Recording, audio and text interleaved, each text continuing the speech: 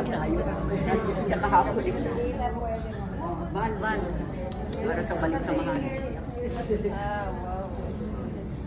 Diba ayaw? Yan.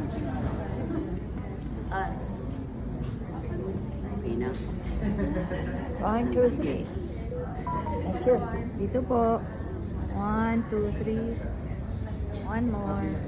1, 2, 3. Ganyan kami talaga pag nakikita eh. 1 more. 1, 2, 3. Ay, yung balik samahan na namin. This is my idol. This is my kumadre. Sa lahat yata mga kaibigan niya, ako yung isang nakaalam yung surgery niya.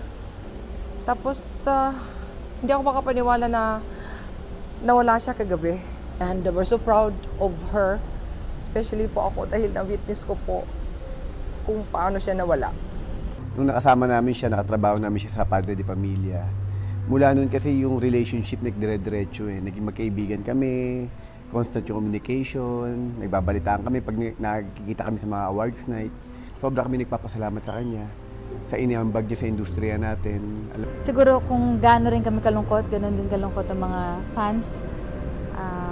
Pagdasal lang natin kasi nasa langit na siya. Kasama na ng Panginoon natin. So, yun na lang isipin natin. Marami siyang advices na binigay sa akin like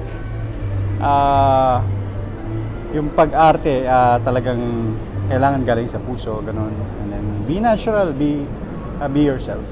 I'm one of the ones who are blessed na talagang at a young age of 12, 13 nakatrabaho ko na si Ate Guy. I was so I'm proud to say na nakadalawang movie kami sa Regal.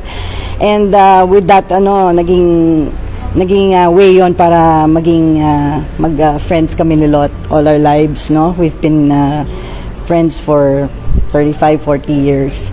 And syempre malaking si Tita Guy doon dahil sa kanya, 'di ba, na nakilala ko si Lot at naging parte ng industriya.